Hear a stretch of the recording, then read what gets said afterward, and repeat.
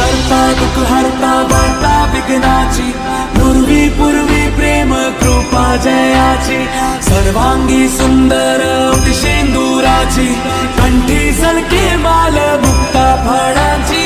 जय देव जय देव तेरा ही नाम पुकारूं मैं, साथ तेरा बस चाहूं मैं, तू आदि अंत महिमा तेरी।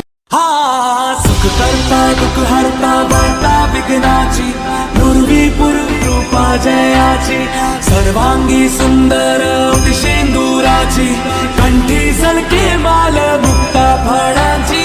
जय देव जय देव